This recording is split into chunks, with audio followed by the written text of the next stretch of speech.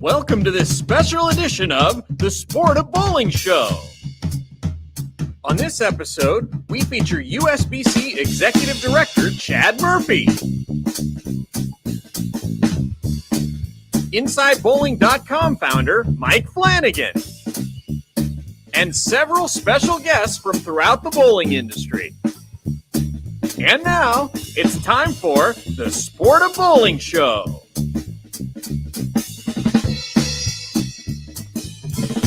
Hey there, happy Thursday, week before Christmas, so week before New Year's.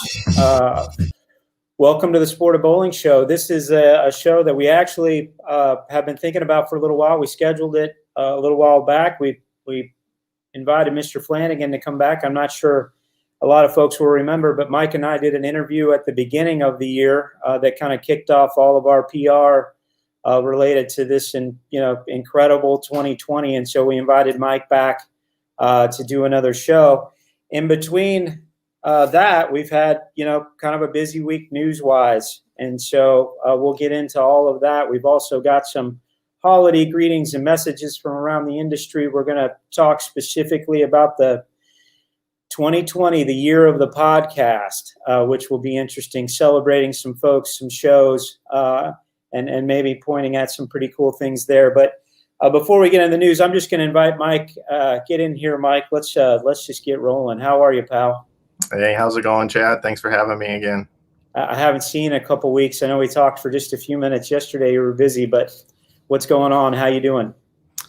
I think earlier in the year, like I date back to when we first, had our first interview, which did kick things off. It seems like forever ago, but I was very positive back then, we're going to get through this and everything. And it's just been a taxing summer and into the winter here. So I'm kind of spent on I'm doing great. It's great to be here today. Instead, it's kind of like, man, it's great to see you, that you're breathing, you're alive, and you're doing well, and that you're doing everything you need to do with your organization to take bowling forward, navigating the landscape and what we have. And I've been able to do the same with my organization and my family. So for that's how I'm doing. All right. Well, that's good to hear. And I think that's a good thought, even maybe profound, right? When we look back and we say, hey, what was 2020 and how did it go? And maybe it's, 5-6 years from now. A lot of the folks we're blessed compared to, some of the things that are going on even within our ecosystem. And so I think that's a good way to look at it. We're surviving. To say that we're doing great and are just living it up and happy, would be a tough get. But so I appreciate the way you did that. I want to get into the news a little bit from the week, and then we'll kind of move past that. I know we also had planned to treat this show like a Q&A, more interactive through the chat. So we'll get to that, after the news. But I just wanted to start. Hopefully everybody has, seen the press release from 2 days ago. USBC board made the decision to push some dollars down into what I would describe a very distressed market. I know there's still some confusion, but generally speaking, $3.5 million over 10 years, $1.7 million immediately. That is going back through our associations. If you think about the channel of distribution within USBC, bowlers come to a bowling center and they bowl. They purchase a membership within a league. That league processes the memberships either through the bowling center, but to the association, and then the association processes all of our adult memberships directly here with USBC. And so the goal was to push down the money in exactly the same way it came in. Again, through our channel of distribution. For those folks that are watching the show that might not know a lot about our association and the work that they do, if you think about the 5,600 adult tournaments that get run, 7,000 youth tournaments that get certified, imagine a world without those, and it gets pretty depressing pretty fast. A lot of the things that USBC National does is duplicated or enhanced or in parallel by the local associations when you think about Hall of Fames, banquets, governance of all kinds. And so to that point, if we take right out of the press release a 40% decline in membership, that represents about $4.6 million that our local associations have lost in revenue as well. And so, we kind of waited and waited. Hopefully things got better. We were looking for improvement, but with this latest group of shutdowns in some of our biggest states, and then additionally our biggest states still shut down, we felt like it was time to, push out some relief out of reserves. I give our board of directors a lot of credit. I'm proud of the activity and the behavior, because if you think about it, where all of this activity comes from, it starts with our local associations. And so, by pushing some of those dollars back, allowing them to spend it wherever they choose, certainly some of it will go to operations. Again, $4.6 million lost in terms of revenue at the local association level. Others may push it back through tournaments, but I think good for the overall health of bowling. Mike, I don't know how much you dug into it, but I know you've got some association in your background and history. What were you thinking when the release went out? Well, I wasn't even thinking about it, honestly. Like when I saw it come out, I was like, it makes a whole lot of sense. I didn't even think about how it's impacting local associations. I'm typically talking with folks like you and how it could be impacting you. But when I saw it, I was like, hey, good for USBC. Good for USBC to step up and be able to help the local associations. And it's necessary and it's needed. But one of the things that I thought was kind of cool is I remember my days kind of run on here, but I believe it was the last couple of years that dues increase came through. And when I hear USBC has reserves, it was good to hear that the USBC is in a position to even be able to do it. There's a lot of businesses out there that aren't in a situation where they could be able to do that. And I was curious, how are you able to do it? Like, how is the USBC in a position like this to be able to do something like that? Great question. Yeah, USBC operates as a nonprofit, and therefore, if you think about federal guidelines for nonprofits, there are some very specific things that they suggest, guidelines. There's some responsibility and some mandates if you get in deep enough. But USBC has operated with 9 months operating expenses as the goal within our reserve structure. And so if you kind of add that up, you get, 15, 16, 18 million. But through our tournaments and also the dues increase from a few years ago, we've been able to rebuild those reserves. Those reserves had really been depleted if you go back into the late 2000s, and we've worked, fairly hard to put us in a position of safety, but also in the guidelines with USOC and then the federal government. And so those dollars are there for exactly this reason. Do we wish we could do more? We do. Would we like to do more? We do. But this is a reasonable and measurable piece of business. And the reserves are also, in thinking about 9 months, our revenue is lower than it was. And so the obligation to that is also lower than it was. And so we just felt like it was time to just look at it holistically.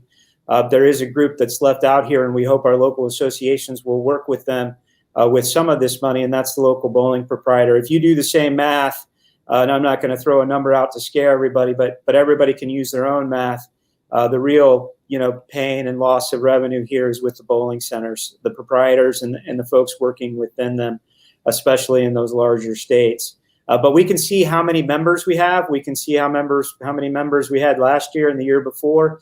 The decline really started in the summer. I said this on a different show, but last December we were down about 1%. We ended the year down about 7%, and that's because we lost most of the summer. And now we're hovering around 40%. And so if you combine those together, the loss is bigger than 40%. Probably 46 or so percent. And so it'll get a little bit better, but we knew that we could maintain. We've also resized the business here, which gave us an opportunity too. It's complicated, but really pretty simple. Our associations are who we are. We are one association, and so to support them in this time of need was a pretty, good conversation, but a lot of support for it. Yeah, and then the dollars that are being distributed out, how are those being distributed, and what can they use them for? Yeah, same thing. Those are going to be distributed out as they came in. Our WinLab system is tied to basically an EFT, and so we will just push those dollars down over the next month, and then they can use them however they would like. we have some ideas, and we are certainly making some suggestions through, association regional managers directly. I've already had some conversations this morning and last night. But in the varying size, if you think about it, some associations are pretty small, and so everybody got at least $500. With the largest association in the country receiving over $40,000. And so the bigger the association, the more good that they can do within their ecosystem. But, some joint programming with the center, our RVP extensions, business controls, insurance into the future, and then, of course, the more popular subsidy into prize funds. So at least our tournament bowlers could realize some of that down the road. All concepts are on the table. Some of the things that will be used are probably not things that we would even suggest that might be here for a while.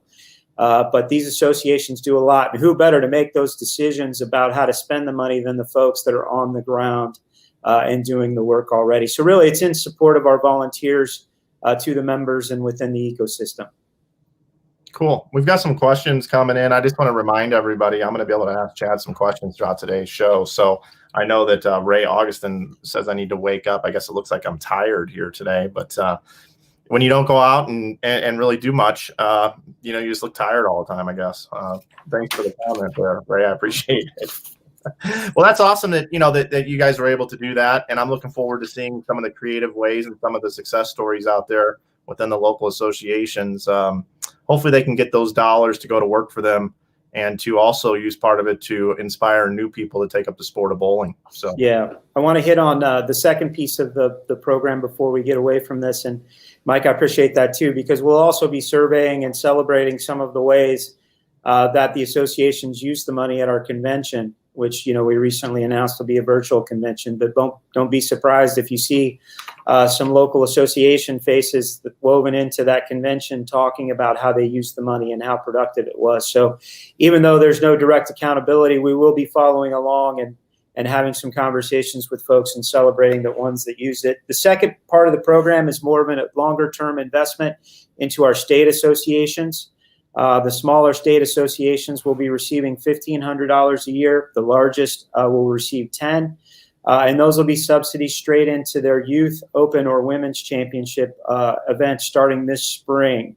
This is one of the things that with, fewer members and fewer dollars, those events could have had fewer prize funds. And so we want to ensure that if you go to the state tournament, that there's going to be a prize fund there that can be offered that is worth making the trip for if that's why you're there. And that'll take place over a 10-year period. That's an opt-in program. So every state association will be provided a communication, and they don't have to.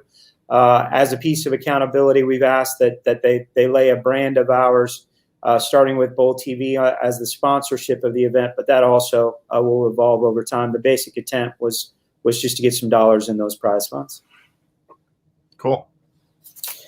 All right, second piece of business went out this morning. Open Championships moved to May 1 start date, and I was on a PWBA call this morning, so I wasn't able to really look out in the space and see what everybody was saying about that. But this one, really simple. I said this to our board the other night, and just being fully transparent and honest, we haven't had a whole lot of good news. Or even catch a break on much or any of this over the last year. But this was a huge break for us. Our friends, someone would call them our partners. Some would call them, the local bowling proprietor, which is also a very large casino, have worked with us, Mike Moniak, Ryan Growney, and Mr. Gahn, to really elevate, the importance of running the Open Championships this year. And to do so, they've made the decision to work with their leagues, essentially do what they can to collaborate within their leagues, but then stop their league play before May 1 so that the Open Championships can come in and operate in a smaller time frame than usual. And a usual 130-plus day event can be conducted in as many as few as 79 days, could be extended to 97 depending on the consumer demand. But very simply, we're going to run the team event in the bowling plaza, doubles and singles in the bowling center which will be the first time that's ever taken place, but to ensure that, we get to run. And that's pretty exciting. This is really a demand perspective. We have 8,500 or so teams that are signed up.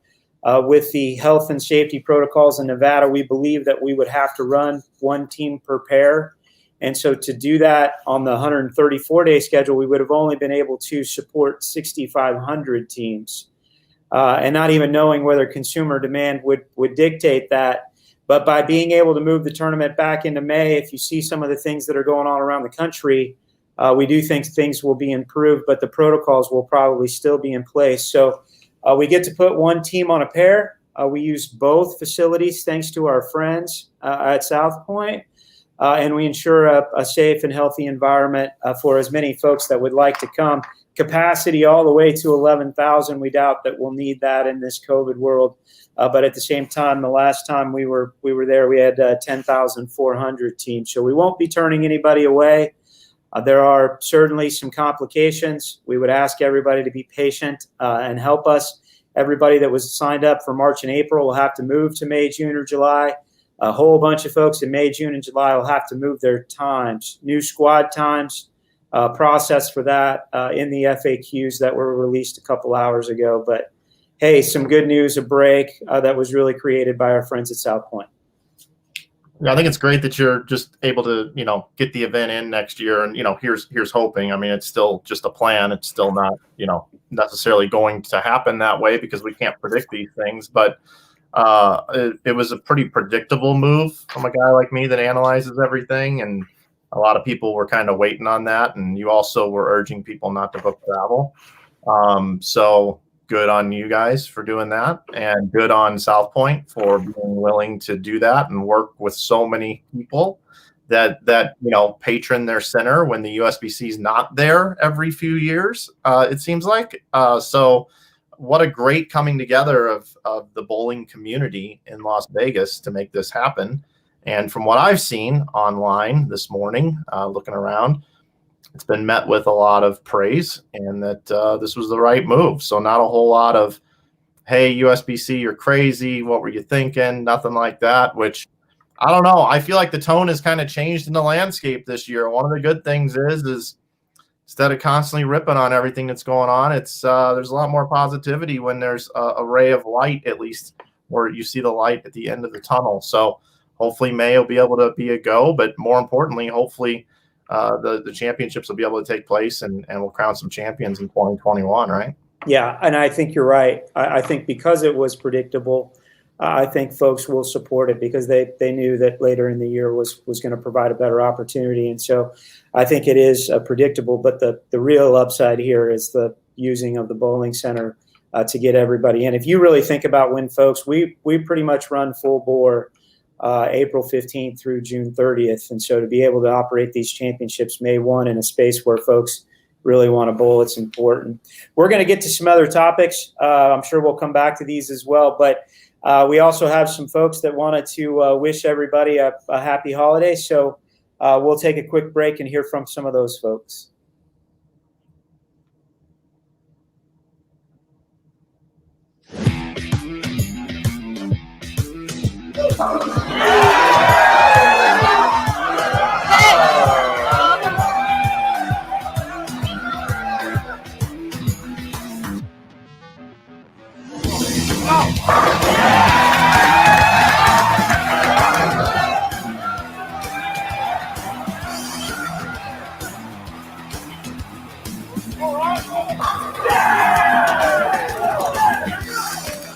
Well, good evening, everyone, and welcome to Bowl TV for the final round of match play here at the 2020 United States Open.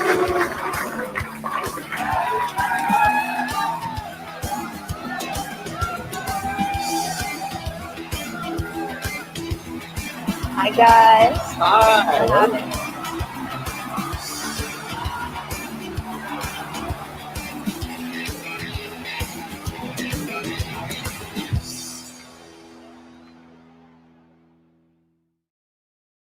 Happy holidays from all of us at Brunswick.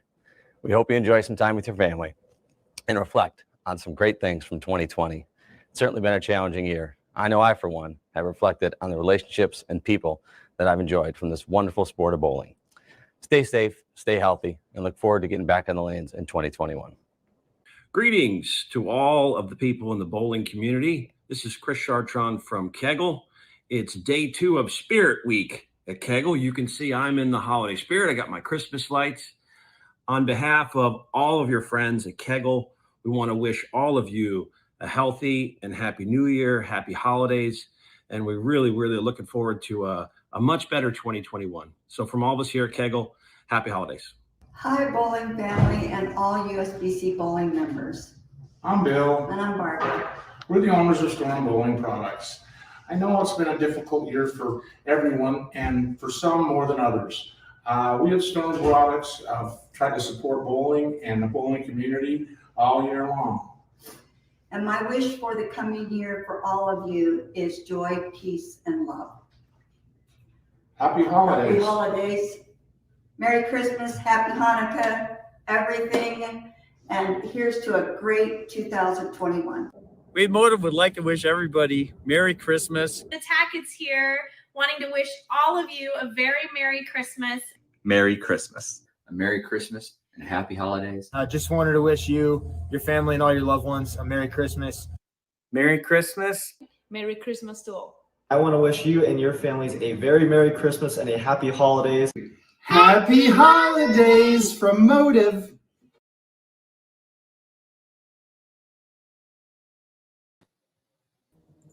Mike, hard not to like Dick Allen in a Santa hat. And again, he's I just say this, Richie, but Dick Allen in a Santa hat, hard not to like that. Man, that was awesome to watch. Why don't we do that every year? Man, that was cool to see all the folks, Chartrand, and he cracks me up every time he just starts talking. That guy should be a comedian. Yeah, one of the things that I wanted, this show to be about was certainly that the industry is all, still unified in a lot of these efforts and thinking about moving us forward. But no better way to do that or demonstrate it than just a simple holiday greeting following a commercial. Yeah. Yeah, Frank Wilkinson was giving us a hard time about the commercial here. So yeah. You got any questions? Anything you want to start with, or you want to move forward to the podcast conversation? There's been some questions that were in the FAQ that you put out, like, if you can't bowl in 2021 because you just don't feel comfortable at nationals, will you still get your consecutive streak? And the answer is yes. It's in the FAQ. I encourage everybody to go over to bowl.com and read through that. I read through it. I think there were about 13 different questions in there, and it pretty much handles just about everything. But no, not too much at this point in time. We can get to full-fledged Q&A, and I got some things I want to ask you about whenever you're ready. So you can go ahead. Let's do it now, because we're going to move in and out of the podcast piece. So if you got anything, fire away. Yeah, so I think those that tuned in and watched our first show together, earlier in the year that we did through just Zoom recorded and then posted. I think it's pretty cool to see how far USBC's come along from a production standpoint, and I've come along as well. I don't have my mic hooked up right now as I change desks, but you've got a nice set there. And I think it's cool to be able to see. Yeah, there it is. Good job, JT.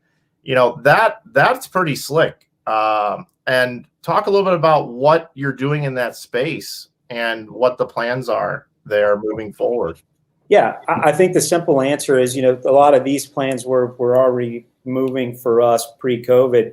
We just moved faster. One, to be able to go ahead and get some of these shows out and communicate with the audience, but then this piece of business was something that we've been talking about. I think I announced it on that show, if I remember right, Mike, about doing a studio show of one of a kind, in the space. And so we're still planning on doing all that. So we went ahead and finished out the studio. We've begun to use it in the space, but professionally done. The simple concept is, hey, is ESPN going to come in and cover bowling on a daily or weekly basis? Probably not. And so we have to step into the void and have a lot more conversation about bowling.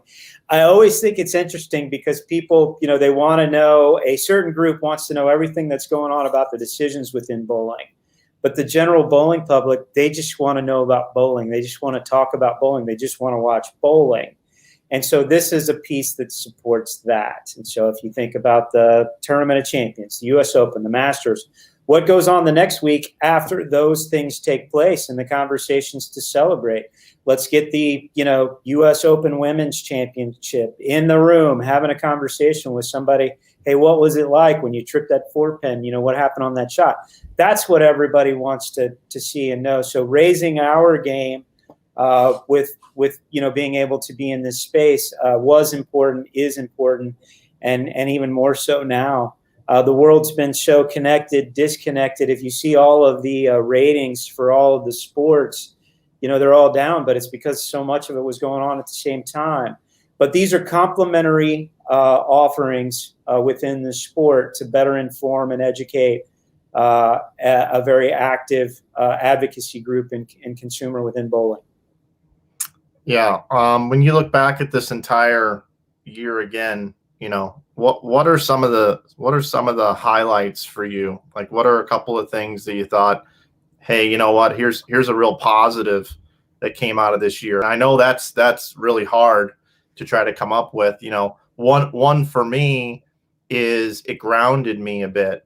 I got going way too fast, looking at adding a bunch of different revenue streams, different accounts, working my butt off, trying to scale my business, get more people into my organization, do more, so to speak, and just keep running on the treadmill. This has made that treadmill slow down a lot, and it's allowed me to rebuild my business and how things are going to go forward when the world resumes to some sort of whatever normal becomes. So it's allowed me to have a self-reflection, and has allowed me to try to figure out, do I want to spend 200 days on the road anymore? How do I want to shape my life going forward? So it's been a nice wake-up call for me. So for me, that's my big takeaway. And I didn't prep you for this, but what are a couple of things that maybe are some highlights for you, or some things that you learned this year? Well, I think personally, I would just, segue right there with you. We're all just moving so fast. I got to spend a little more time with my family, with my kids this year. And while we're a pretty close-knit group, being able to spend some time there, even through that lockdown period was different, because I'm usually on and off a plane moving around the country. And I got a senior in high school and one that's headed into high school. And so that's been fun, different, and a unique perspective. On the business side, I'm really proud of our team here, but the industry as a whole. We haven't stopped trying to move things forward. Everybody had to resize. A whole bunch of folks, let go out of work, furloughs, whether it be at the bowling center, local association. But I think, through a lot of the things that have taken place, and some of these things like we're going to talk about with this podcast and all the other podcasts that are going on, the amount of people talking about bowling through this was enormous, and the people watching was big. And so I'm really proud of how we have, continued to move things forward. Specifically to the staff at USBC here, I'm really proud about all the things that didn't happen, Mike. And there's a little helpless nature to this, but when all of this started, how did we react to it? And then how did we move forward to it, moving the championships back and moving everybody and then doing it again? All of these really complicated things, but we just kept trying to find a way. We kept just trying to find a way, and we're going to be doing that again for a while. Team trials, we moved it from Vegas to Indianapolis, and, Marion County, after we did that, said, hey, you have to have our approval to come here, which they never granted. Maybe they would have, maybe they wouldn't have, but in the end, we didn't get it in time to run the event. And so just really proud of the resiliency of our team here, but also the teams at the manufacturers and the distributors. You think about the folks, in the marketplace, everybody's has a renewed interest in being committed to bowling. And the next big challenge is, hey, we've lost all of these bowlers, and we're all going to have to work to go get them back. And I've had conversations that have been great with some of the folks that you're going to see on these holiday greetings, and a few others that didn't.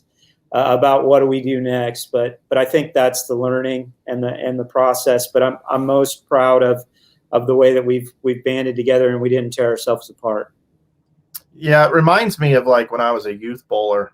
You know, I was about 15 years old, and you had your rivals in your own center that you bowled against, right? And you wanted to just beat their brains in. You couldn't stand them, right? Because they're your rivals in your bowling center. But when you'd go to the state tournament or some sort of national event, and they're there in the lobby, that's the constant. Those are that's your division in baseball. That's your comrades. Those are the people you battle it out with, and you become really good friends, and you start to kind of see things a little bit differently. And I kind of feel like it's got that same sort of feeling this year within our industry. You know, when you get cruising along and you don't have a wake-up call, sometimes animosity sets in amongst, you know, different companies, different people. I'll tell you that I've patched up some relationships this year because of the pandemic. If the pandemic doesn't happen, I don't have those meetings, I don't have those conversations, and there's still a handful of people I still need to do that with, and I welcome that. But that's another positive thing that came out for me for sure from this year. I'm proud of you for that, Mike, because I know we talked about it and you shared some of that with me, you know, a couple months ago. And I think there's a lot of that going on. I think there's a whole big piece of, you know, kind of, you know, inward reflection and thinking about being more inclusive. Our bowlers are still going to compete on the lanes, just like you talked about. But I've long said, you know, that the great thing about a trade association like BPAA, as an example, is that proprietors will get in rooms and they'll have conversations about, you know, how to be more productive or support the sport or drive more revenue. And it's just a wonderful offering. I was on a Zoom call, you know, a few months ago with a state, and we've done this with several different states, but listening to them, the one thing that you could rarely get proprietors to do, you could get them in a room with proprietors that were states away and talk about how to better their business. Rarely could you get the guy down the street to have a conversation with the one next door because they were competitors. Well, I would tell you, everybody's talking about everything and everybody's doing it collectively, and we're just all trying to find a way forward. And so that's one of the things that I'm proud of too. So again, that means a lot the way you put it, but there's so many examples. There really are. Yeah. And what's been one of the toughest things for you this year that maybe you didn't expect? All of it. You know, when you start talking about, hey, we're just not going to crown any champions the rest of this year, right? Canceling PWBA and pulling the plug on the Open Championships. Those are gut-wrenching, emotional. Everybody here loves what we do. One of the great things about, you know, working in a national governing body is that, you know, it's a lot of work and it's a lot of effort. And in some cases, it's a lot of sacrifice. But it all comes together with seeing people hold trophies up. And so, you know, making conscious decisions to say there's not going to be a junior gold this year, and we're not going to go celebrate all of these things. It's tough, and it's, you know, reinvents itself, you know, over and over again. It was easier when we were postponing, much tougher when we got to canceling. And those are, you know, two words that I never spent time thinking about the definitions of. But here even recently, because we're, you know, already into the spring now, but that was the toughest part. I think John Mark asked me a question, you know, months ago, and I pretty much played it off, if I remember right, because he said, hey, is this the toughest year you've had in your career? And or something like that. I did what I did. I didn't accept the premise of the question, and I moved the conversation. But you know, we're blessed here with a group of leaders that were willing to look at it outside the box at different times, and we've been able to, you know, move these things forward. And we're just so lucky. But the toughest pieces were to consciously come out and say, hey, we're not going to crown any champions this year. It's just not something you want to do. Yeah, those are tough drives home or tough few minutes afterwards in your living room as you made the decisions from your living room instead of in the office. Right. Yeah. Yeah. The environment a little bit different too. It's Jimmy V month. I think the week was just a couple weeks ago, and I know you love what he said in his speech so many years ago at the ESPYs about, you know, you have a good day is to live, you know, laugh, cry, and think, right? And that the three things. I think this has put this year at a real test of that. I've definitely done more crying this year for different reasons of crying. And, I'd like to take a minute here. I talked to you about it before the show, but this morning we just lost the person that sold me my first 2 cars. And I say that because in every bowling community, you got the mortgage guy. Hey, you need a mortgage, go see Jim, right? He does all the mortgages in the area for all the bowlers. You got the car salesman guy, right? You need a Dodge, you go see Dale, right? And Dale Butler, who was somebody who was very close to me for years, sold me my first couple cars, sold my family cars. But what he was is he treated everybody. He's that guy in the community, that in the bowling community, that no matter your social status whatsoever, he took the time to connect with you and have a conversation with you. And he passed away this morning. He had bone marrow cancer, and it became leukemia. So I want to give a shout out to everybody in the bowling community in St. Louis that's mourning the loss of Dale. And then secondarily, I play in a fantasy baseball league every year, and it's a bowling fantasy baseball league with a bunch of bowlers. Steve Orf's in the league. It's probably the most highly decorated name that people would recognize. But there's a guy by the name of Bill Weriker, and he and I have become very good friends for the past 25 years, bowled in the travel league together. And he's got rheumatoid arthritis, which he takes a drug for that puts his immune system at huge risk if anything were to happen. He got COVID a month ago. He's been in the hospital for a month, and he's fighting for his life, and it's not looking good. So I've definitely cried a lot more this year than I would have liked. And I know that there's a lot of people that are watching right now that have had very similar situations happen to them this year. And I really like that the people that did run events and still decided to put on events, it was good to see as a majority that most people were trying to do that as safely as possible. And I think that also speaks to what you had to do at the USBC with the responsibility that all of you had in the board, that canceling these events, although it was hard, and maybe you shed some tears over that, not being able to crown champions, it was the right decision. And for these people that are out fighting for their lives, it just lets everybody know that was the right decision. Yeah, and I thanks for that. And I'm sorry for your loss. And I think that is, the hardest part about this year is there's been so much loss. I remember, kind of the first one that hit us, within our ecosystem was Barry Daniels at TNBA, who's a former board member here when he passed away to COVID.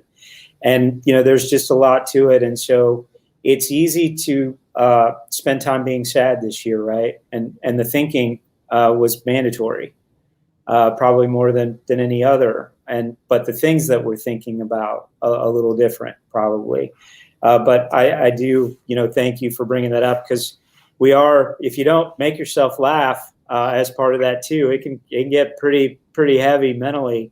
And so, doing those 3 things, could have been easy to tip the scale on what we're doing. But I will also just take a second and tell the Beamish family, which includes the Kents and the Bones, that we're thinking about it. Andy Beamish passed away this week. Andy was a friend of mine going back. We spent a lot of time doing maybe some things we shouldn't have been doing at the time. But, I know Chrissy and Leslie, and I talked to Jane a couple of days ago, and it's, crazy year. But we're going to get forward and get back to some of these things. The light at the end of the tunnel is there for us if we're willing to see it.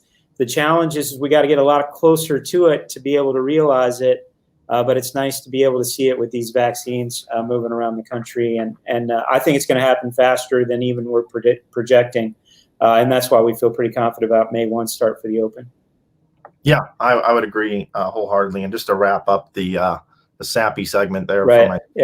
For all the people out there that we don't know, and to all the great people throughout all the different bowling communities and people that are bowlers that have friends, family, whoever has had to deal with anything like that. I know we mentioned a few names personal to us, but we feel for you. And as a community in bowling, we're all there for each other. So, yeah, appreciate that. And again, thinking about everybody that's lost or been touched or going through COVID, and some of it's a little longer than others, but just really thinking about you. With that, let's take our second break and get Frank Wilkinson happy about the commercials within this second break. Perfect.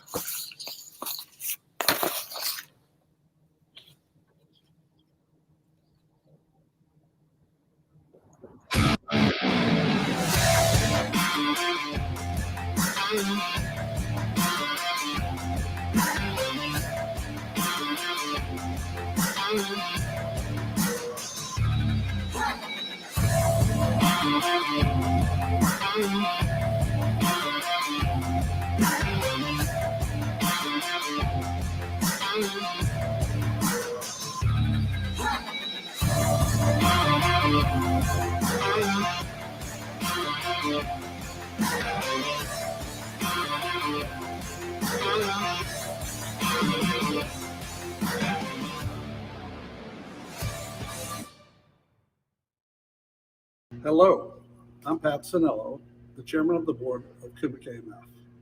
We are going through some difficult times right now, but this too shall pass. We're looking forward to the new norm with the hopes that the vaccine will bring us better days to come. We want to wish all of our partners, bowlers, and the industry a Merry Christmas. Please stay safe and healthy during these days. Thank you.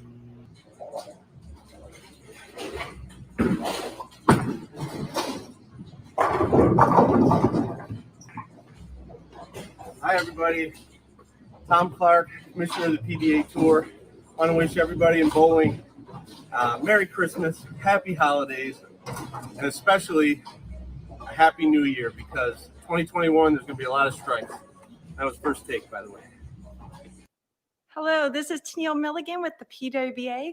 And on behalf of the PWBA entire staff and crew, we want to wish you a safe, healthy, and joyous holiday season. We'll see you soon back on the lanes. Have a Merry Christmas, everyone.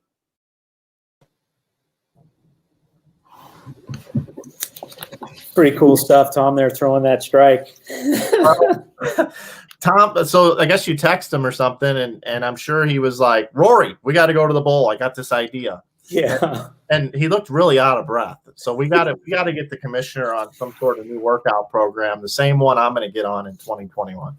I'm glad you said it, because when I first opened that video after he sent it in, I almost sent him a text, but I didn't want to give him a hard time. Hey, man, you come down here, hop on the treadmill next to me. But, hey, it was a strike, so that's cool.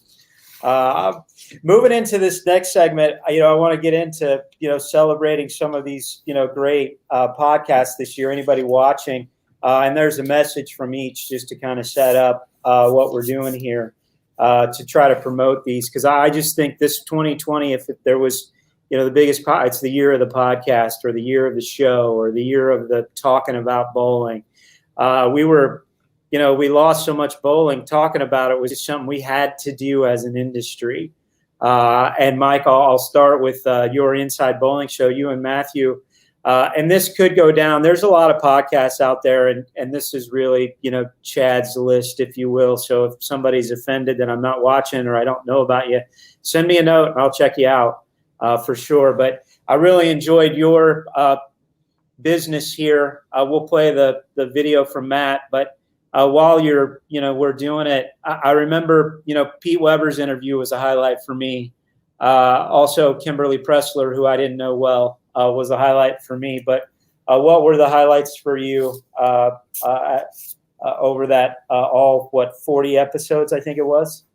Yeah, it was 8 weeks of every day. I mean, it wasn't twice a week. It was every day. We wanted to give it a real daily shot, I always wanted to be a disc jockey, or I wanted to be morning drive or afternoon drive on the radio. I think I could host a sports show, right?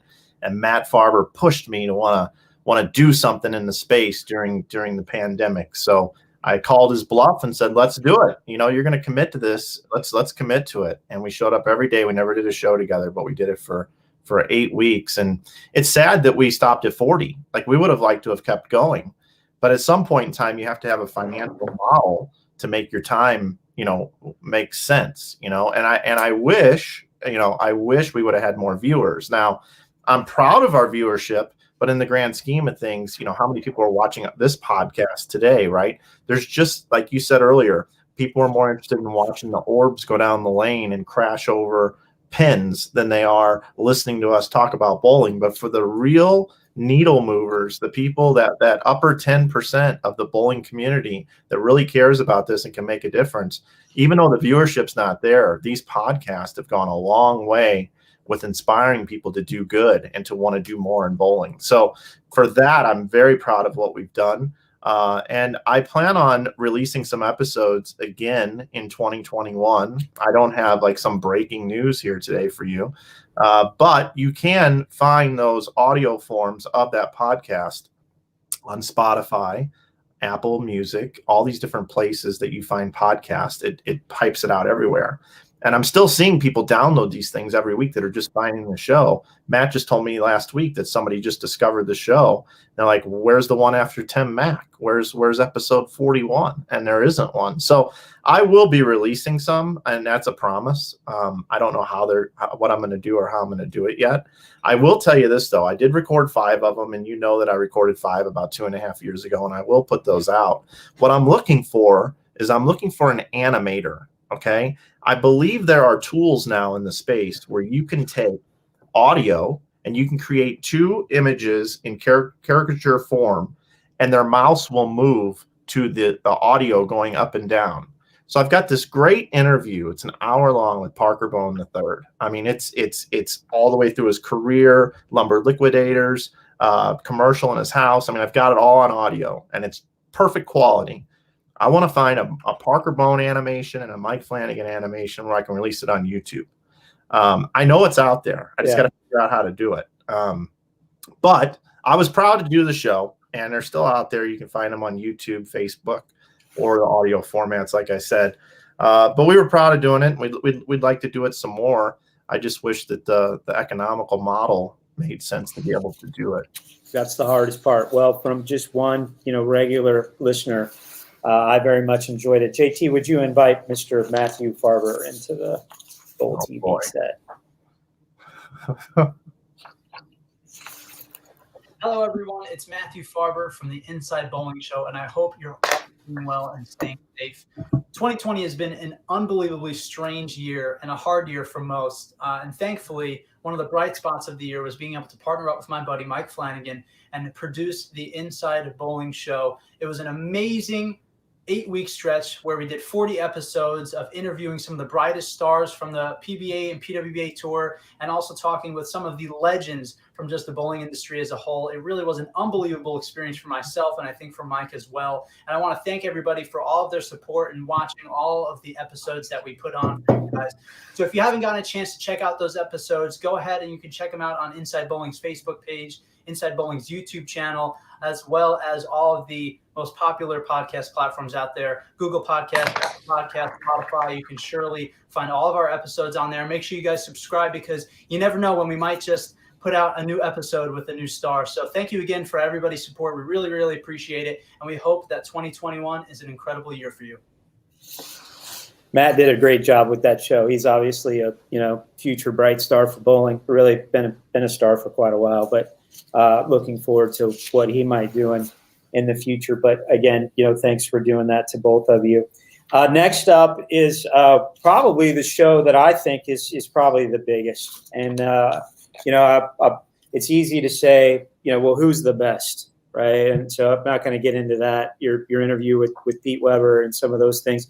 Each one of these shows has a best within it, but I think this one is probably the one that the most folks are watching, mostly because of what the offering is. I think these guys are on to something. But JT, if you don't mind, invite Stu Williams and Chris Barnes from the Beef and Barnesy show onto the Sport of Bowling set. Hey, I'm Beef. I'm Barnesy. Happy holidays from the Beef and Barnesy show. I'm just going to give you a little rundown of some of our highlights from this year. Who's our best guest? I think without a doubt we hit it out of the park the very first time with Norm Duke. He was on that day for sure. Yeah, stories for days. And best moment of 2020?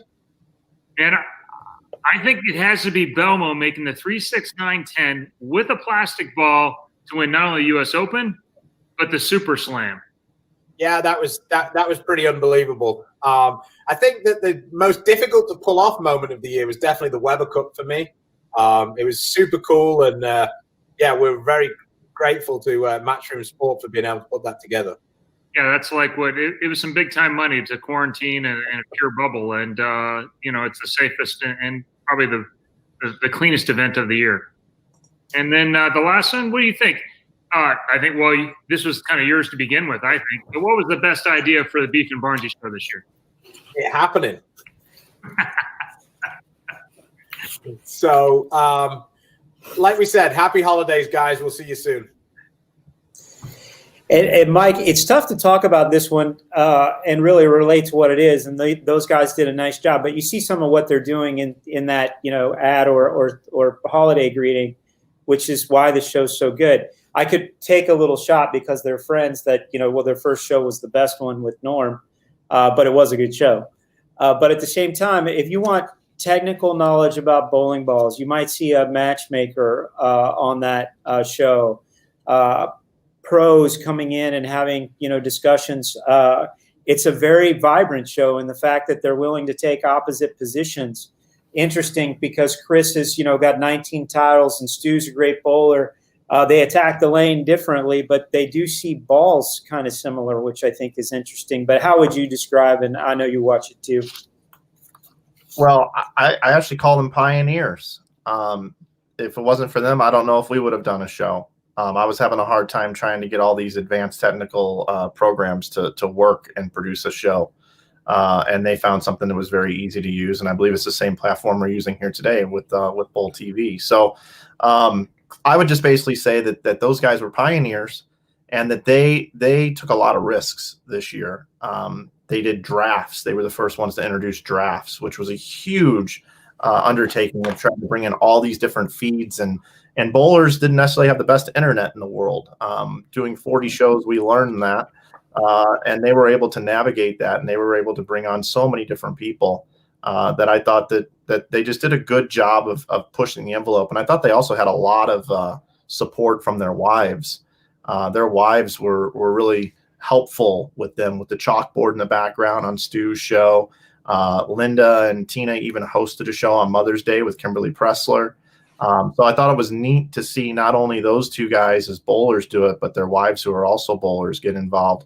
And they were almost like the producers behind the scenes. And they had a lot more to do with that show than I believe a lot of people realize. Yeah. And I would just close the Beef and Barnsey piece of this by saying if you're interested in bowling, go watch the show. They had one this morning. I was watching theirs this morning. They're still doing it. And you got to go watch their show so they keep doing it. They also have a YouTube channel. Go subscribe to their YouTube channel. So keep them in the space, keep them doing it. So if they only got 5 or 10 people and they're out bowling a tour stop, they may not want to fire it up in their hotel room. And there's a lot of good bowling and a lot of good moments still in the future. So support those guys. Yeah, and that's where I was headed. You want them to keep doing it. The last thing there is just they also want to be accurate, which some of these shows don't really care the reporting about whether it's accurate or not. Only one time have I reached out and said, "Hey, I want to talk to you about that," and even prefaced it with, "Hey, can I have an opinion there?"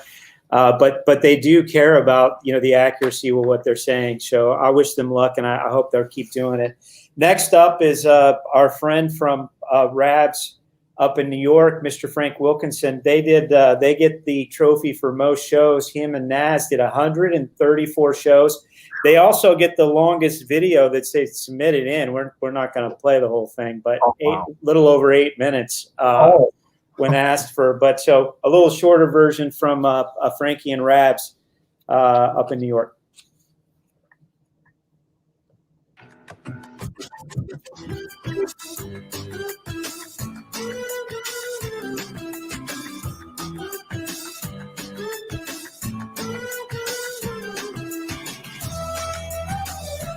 Maybe it is the 8-minute version.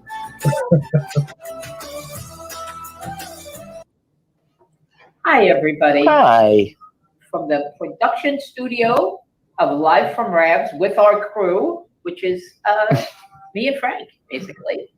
We want to wish everybody Merry Christmas and a Happy Holiday.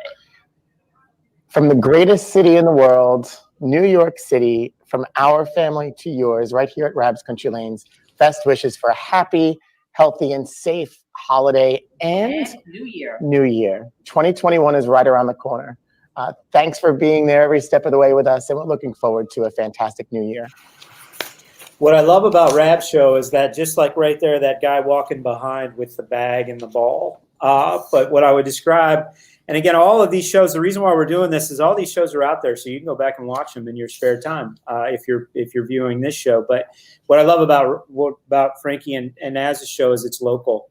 It's not just bowling. They've got people from their local community coming in, having conversations. It's just kind of a cool thing. One of my favorite quotes that I always use is all bowling is local. And Rabs is a show that really, details that. Yeah, I mean, that's the show that was on the lanes while they were shut down. It's like so many emotions going on when you'd watch that show. Number one, you wanted to be entertained and you enjoyed the job that Frank was doing, and he really improved over time and his co-host there. But it was sad because those lanes are supposed to be being bowled on, not being talked on. But those guys did a great job. And the other thing that before I forget, all these podcasters, we all talk to each other. We all promoted each other's shows. And that was another cool thing from this year. Yeah. Well, thank you to Frankie and Naz for doing all that. 134 shows. Next up comes from our friends at Storm every morning. Blair and Gary Holzenberg do the morning bolt. And you just kind of never know what you're really going to get. But they're such wonderful people that, depending on who comes in and out, I believe Belmo was on a show that was widely popular. But also some technical support with some Storm staffers that come in, even the tour reps. And so you got a little bit every there. But a hello from Gary and Blair. Hey everyone, it is Gary and Blair from The Morning Bolt, and we are sending our warm holiday wishes out to the great Florida bowling. We can't wait to see you on the lanes in 2021, but until then, everyone have a very safe and happy holiday. I'm a guy that gets up on Sunday morning, gets a cup of coffee, and I watch the news shows. And so the first time I watched The Morning Bolt, I just thought it was interesting because it's along that same line of thought, right? You learn something, you laugh a little bit, have a little fun, but I think they're doing a great job. I think 29 of those shows throughout the year now. Yeah, they were quick in the space from a manufacturer standpoint. I actually had a chance to talk to Bill Chrisman recently, and I told him that the job that they were doing on that show was fantastic. They didn't have to do it; they did it. And they probably get the award for the best guest list out of all the different ones. I mean, they brought in people from outside of the bowling world, Olympic champions, and they've just been consistent in the space and done a great job. So kudos to everybody involved in that. And it's just not Gary and Blair. Leanne's been on a lot of those shows. And there's been a lot of other people that have helped produce and make those things happen there at Storm. I know they got a big team working on it, and it's been a pleasure to watch.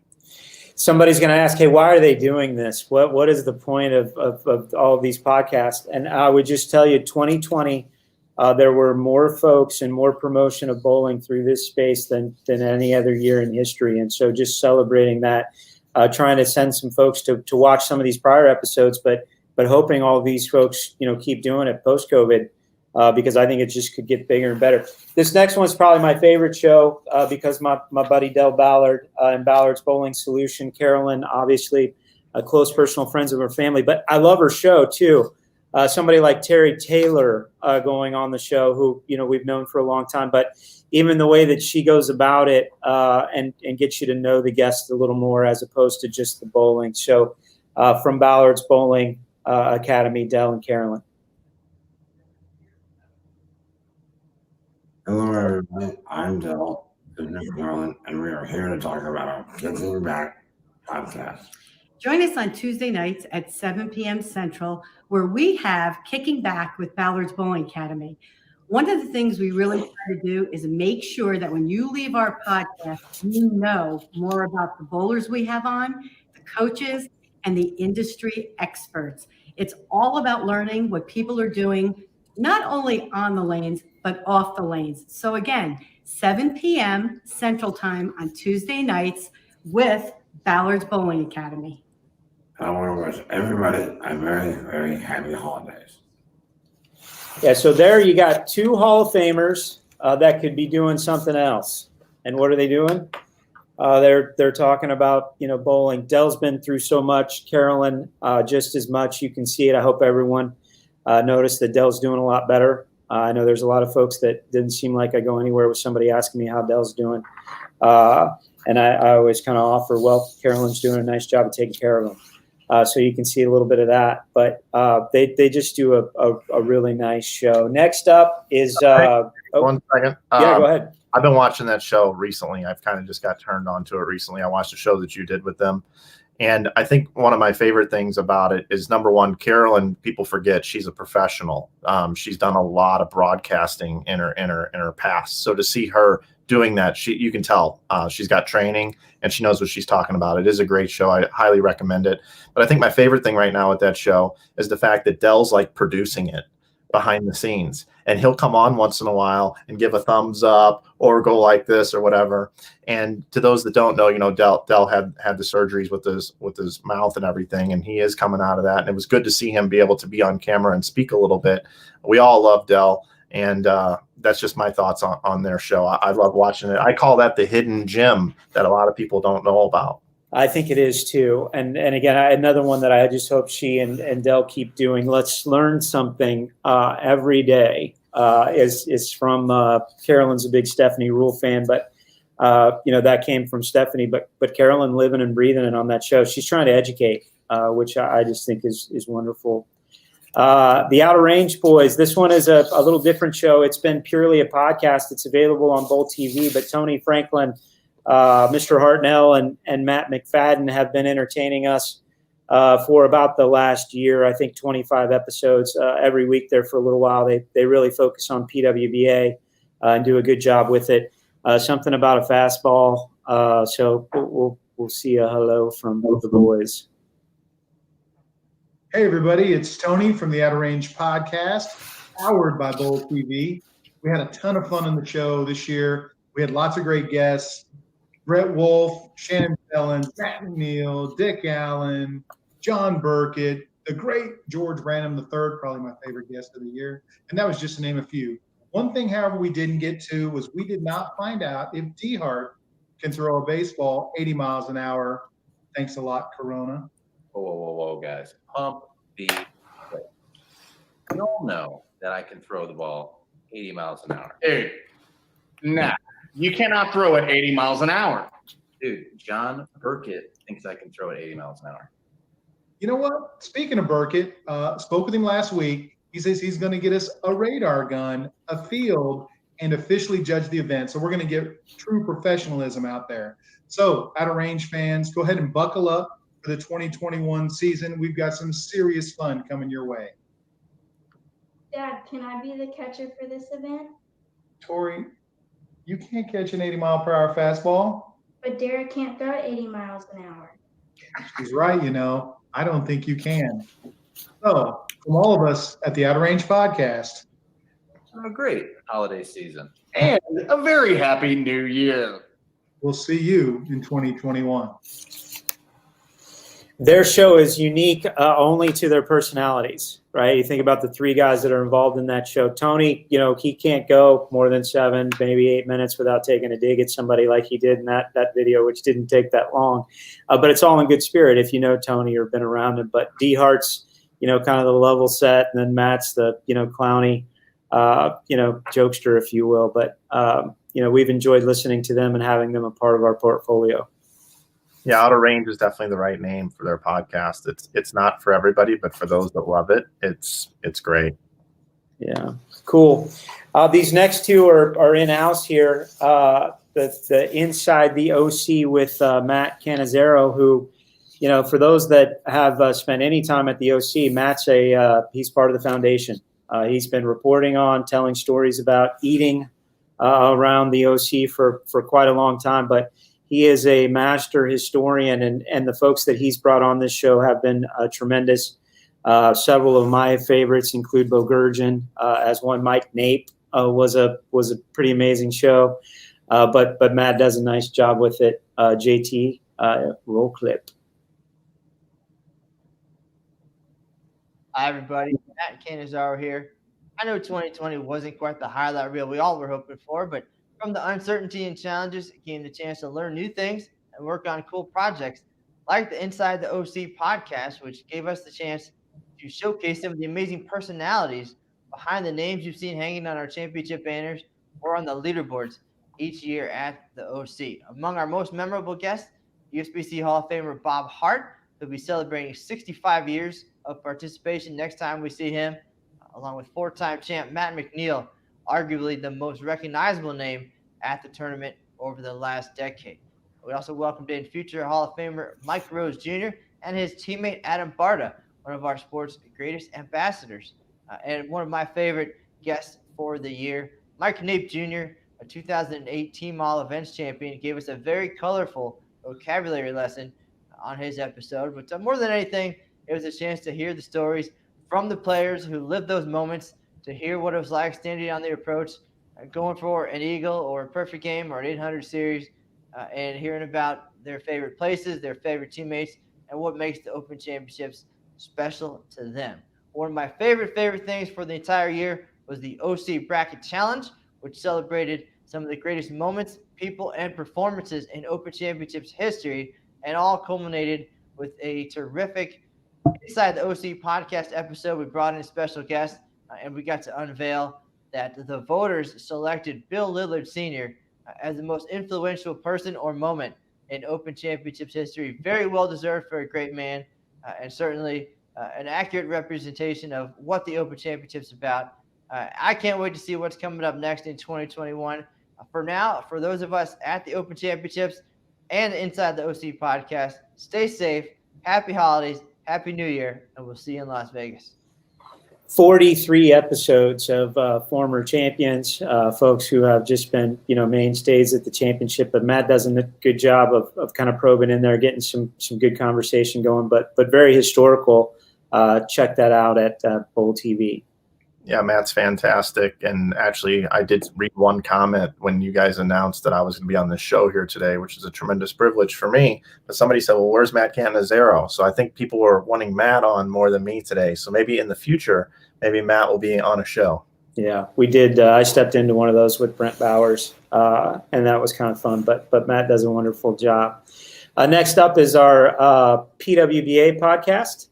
Which that one is kind of self-explanatory. If you are a PWBA champion, you've been on the podcast 49 times, but also some of our more historical faces inside that podcast. JT. Hi, everybody, and welcome to the set of the PWBA podcast. I'm Aaron Smith alongside Jason Thomas. We want to interrupt the Sport of Bowling show really quick to let you know just how much we've appreciated everybody taking part in the PWBA podcast this year, more than 50 episodes. JT, best guess, best moment for you this season? Yeah, I'm going to be a politician and say that I enjoyed all of them. It was a lot of fun getting to, have deeper conversations with all these players out on the PWBA tour. When we're out there, we just normally don't get to, spend that much time. It's more like, hi, bye, sign this fine slip. Actually, Tennille does that part of it. But, it was just nice to get to sit down with them and spend a little time chatting. Personally, for me, my favorite episode was Valerie Bercier. I got to, talk to her for the first time, really. I'd never spent any time talking to her, found out that she was a nutritionist. And then, we ended up doing some things on my other show, Bowling Explained, that led to me losing a bunch of weight. And I'm the happiest and healthiest I've been in a long time. So I really enjoyed meeting her. But again, I enjoyed talking to all of them and spending some time that we don't normally get to spend. Excellent stuff there, JT. Besides being happy and healthy, what else did we learn from the PWBA podcast in 2020?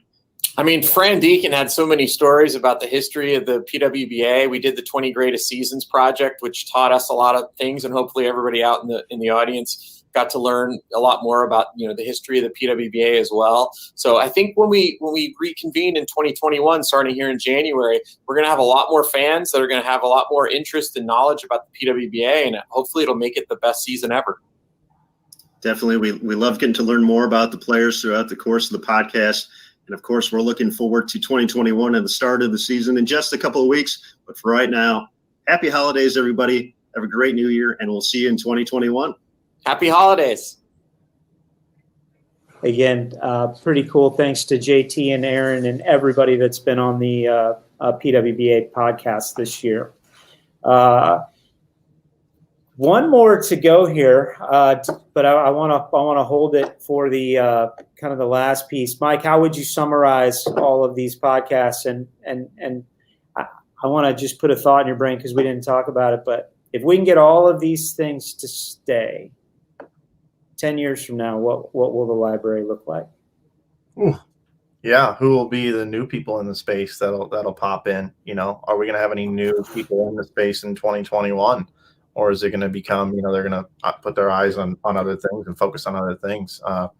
Who knows? I do think that we're going to still see some of this. I would ask you too. What's USBC's focus in this space moving forward with a decrease in revenue, having to let people go, being down soldiers, getting all your events fired back up? That'll be very challenging to try to continue to push the envelope in this space. Yeah, we're certainly, have to hit the pause button, but this is something that we're committed to and helping it grow. It'd be great if all these shows were out there where we didn't really have to do any of it. But I think at this point in time, we would always, do some of this. Just such a good communication tool, piece of our brand, some of the fabric that we do here. But I just think it's been great. I want to thank everybody that's participated on these shows or been a part of them. We hope that you will continue. The other piece of this, and I know you're going to be surprised here, but I got one clip that I want to close with, and it's more of a YouTube push.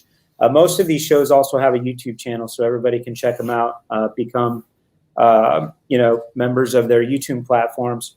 But when you think about Brad and Kyle and what's going on there in the house and a lot of the things that go with that, that's just a whole nother world. Right, Bowl TV has 78,000 subscribers on its the PBA. This medium is just so good for bowling. But the last clip is Brad and Kyle, and I just think they're doing a great job in the space. Love what they're doing. I know you're a big part of it. So theirs is more of a holiday greeting. So talk about what those guys are doing and the YouTube platform's about. Well, I mean, it's the largest searched video platform in the world, and there are people over there, celebrities have moved over there as well, where there's more eyeballs on that than there is on 5 o'clock news, 7 o'clock sitcoms. YouTube's where it's at. A group like Dude Perfect to want to come on board and do things with Jason Belmonte 5-6 years ago. People didn't realize how big that was for bowling, but those guys, they average 45 million views per show that they put out there. And it just goes to show that if that space, that's what's possible. So, Brad and Kyle, to be able to be human in a video space where everything doesn't have to be polished perfectly and show behind the scenes of the PBA Tour in a tasteful manner and inspire others to bowl. And they're youthful, we're not spring chickens anymore, but these younger, youthful people. And then to see the other pro athletes around their age group want to be part of that. I remember the first time they went out there, they reported back to me that, man, these people just don't want to be on a camera. They want to get the camera out of my face. But it's awesome to see the transition. It's been about 2 years now of how the pro bowlers embrace when Brad and Kyle have their camera on and they see it. It takes a little bit for bowlers to understand these new things that seem different and weird and to push back. But to see them continue to do it when they could have given up and to be pushing 100,000 subscribers, they're going to reach 100,000 subscribers during the 2021 PBA Tour season. And to not be a big conglomerate like a bowling ball manufacturer or some organization that has a bunch of letters in front of it, for just two guys to be able to do that and to be able to rally and get everybody on board with it on the PBA Tour has just been a success story that is overshadowed by a lot of other things. But what they're doing is incredible. And the other thing that I think that's cool about it is you got to give props to the PBA and their television partners. They talk about their YouTube channel on the air when these guys make TV shows. So that's really cool of them to do that because they don't have to do that. They don't get a piece of the revenue from Brad and Kyle's YouTube channel, but they promote it because it's the right thing to do. So kudos to the entire group at the PBA, Fox and CBS for being able to do that. And the announcers wanting to give them the love as well. So that's pretty cool. Yeah, they've done a great job. And I think, if you look at some of the older videos when they first started doing it, it's more natural now because folks they're not scared of them. They know it's coming. They see Brad and Kyle, they know there's a camera there. And so they just know to be prepared for it. But JT, if you would invite Brad and Kyle to the show. Hey, it's Brad. It's Kyle. And we want to wish you guys the best holiday season ever. You know, Brad, bowling has given us a lot over the years. And on our YouTube page, that's really what we're trying to do, is just give back from what bowling kind of has given us. And that's kind of a good message in the holiday season. You know, guys, be festive, love each other, and just happy holidays. Happy holidays. So anyway, from Brad and Kyle, happy holidays. We'll see y'all. And the personalities, of course, are exactly what you would expect, and that's what you would see. But also the guys at the house. I listened to a podcast the other night with Brad and Darren Tang, and enjoyed that immensely. I also want to shout out one of the other things that I think has been tremendous. Most of, I think all of that we have shared so far is free content. So all of this is free to go out and use, if I'm not mistaken, which is pretty cool. But if you're not a Flow Bowling subscriber, you should check that out. Lucas Wiseman's doing a wonderful job over there in promoting Flow as well. Some of the stories and even the small movies have been great. But they're covering bowling like it's never been covered before, like we've been talking about so much. Yeah, I mean, I think if you can afford it and you love bowling, you should subscribe to just about anything and everything that's available out there, because the more funds and dollars that go into that, the more that can be had and can be done within those programs. If Flow Bowling had 20,000, 30,000, 40,000 subscribers, or Bowl TV had that many subscribers, what could the future of the PWBA look like? What could the future of Junior Gold, all these different events that could be supported by the pay-for platform? If you can afford it, you should go out and do it. I know you guys got a special deal with Bowl TV right now that you can take advantage of for 2021, which is a great deal. And I started Backstage Bowling with a group of coaches as well, and that's a pay for service. Brad and Kyle have a membership that you can be part of. There's a lot of different paid things out there. And the reason why they're paid for platforms is because there's a lot of production costs. There's a lot of things involved in that.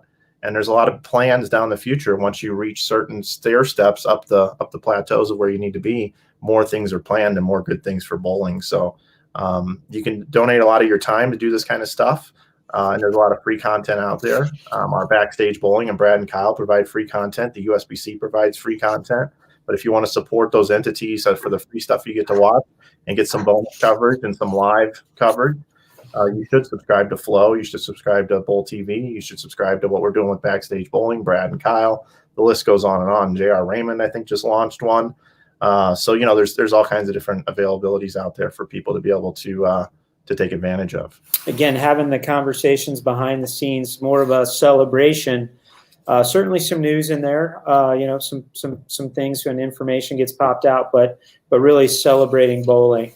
That was a lot of fun. I want to thank everybody that contributed to the show and doing all these podcasts. Keep doing them. I look forward to looking back 10 years from now at the library that's available and how the platform has just been raised. More people thinking and talking about bowling. Mike, I think there was a few more questions in the chat. You want to roll back to that before we call it a day? Yeah, I did have a couple. Tom Hess had two pretty good questions here. One was, how are the U.S. Open and Masters dates looking with Nationals and the Masters both in Vegas and Nationals pushed back today? Will the Masters be moved also? Yeah, I don't have an answer on that one, Tom, but we're working with the PBA. The Fox schedule is certainly a part of that, but currently it's scheduled as planned, U.S. Open up north in February. But all of it, yes, is still to be determined. In a kind of really cool thing, 250 was the max for the Masters. I think there's 170 on the waiting list, and so when you think about running that one, 420 would be nice to put into a Masters in the year of a pandemic. But we're still working on it, and more information will follow in the days and weeks to come. Okay, and then he also had a question about Nationals, and this is kind of a big deal.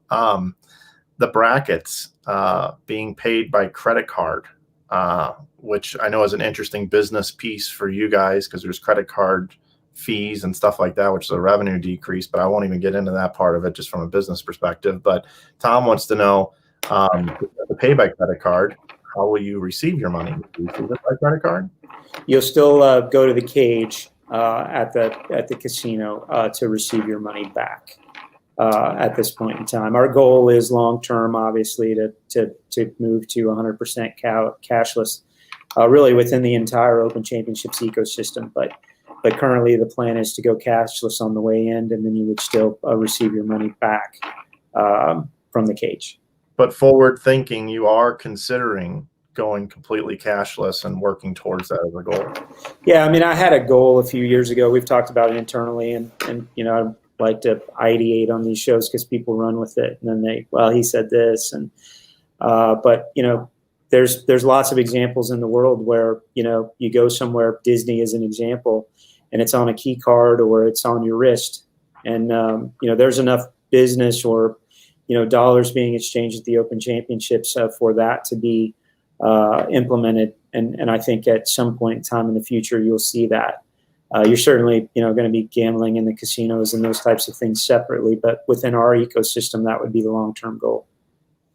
Okay, cool. Yeah, that's pretty much the only questions that I really see coming in here today. All right, well, closing thoughts for 2020.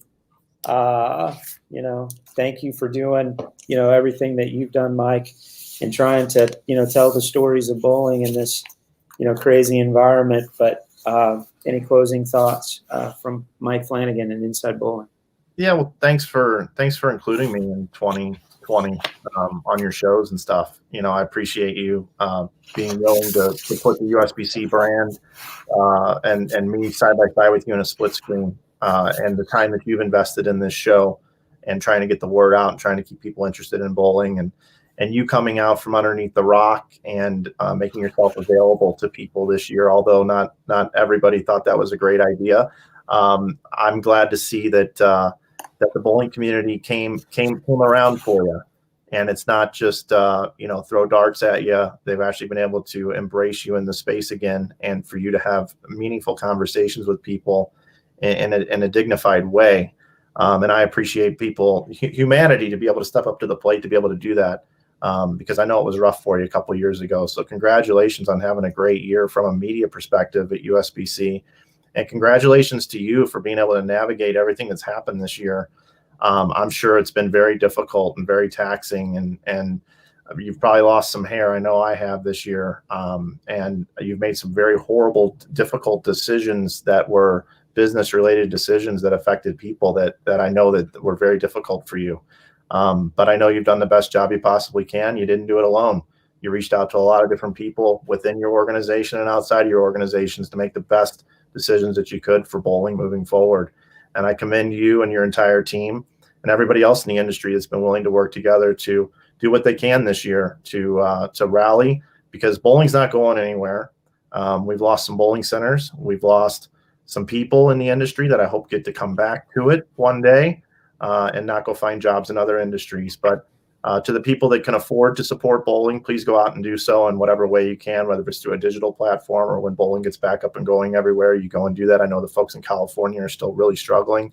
But there's a lot of really good people that are running these organizations, and there's a lot of really good people that are just volunteers as well, that do a lot for the sport of bowling that don't get recognized. So thank you to everybody that has done something this year to help support bowling. Again, I feel for everybody that's lost anyone this year. Typically, we lose people anyway because that's mankind. But this has been a difficult year, and thanks for everybody for watching these podcasts that everybody puts out, and especially the ones that you've invited me on here, Chad. All right, thanks, Mike. I appreciate that. Thanks for the. I know that what you're saying is heartfelt and it's well thought out. So just appreciate you. Keep being you in 2021. Just to close 2020, I'll tell a quick story and get out of here with a holiday greeting. But 6 years ago, when I came in as the executive director at USBC, we were headed towards convention, and we were working on convention concepts, taglines, if you will. And we inevitably, settled on one, and it was "Together We Can." And I think it's a message that still breathes today, maybe more important than ever. Bowling has had a tough year. It has been a real struggle. Our manufacturers, distributors around the world, worldwide, this pandemic has certainly taken its toll on our sport. But I believe that together, as we come out of this and we continue to do things collectively and work and move forward, I believe that together we can still get back on track and move things into all the really positive ways that we were headed towards pre-pandemic. All of the great things about bowling pre-COVID will be there post-COVID. All the things that you loved about it, whether you go bowl league and you're there with your friends and it's a night out away from the work just to have fun, or whether you're there to be competitive, PBA, PWBA, all the way at the top end of the sport. I believe that this industry, you're going to see us come together even in more incredible ways. But I believe together we can accomplish all those things and getting back to some of the levels we were pre-COVID. I look forward to working with all of you and thinking about doing it. I'll just close the show by saying Merry Christmas, Happy Holidays to everybody. Please stay safe and healthy, and we will see you on the other side in 2021. Want to just quickly say thank you to everyone that has been on this show. JT for producing it. It's been a real pleasure to be a part of in this year. We'll see you in 21. Stay safe and healthy. Thank you.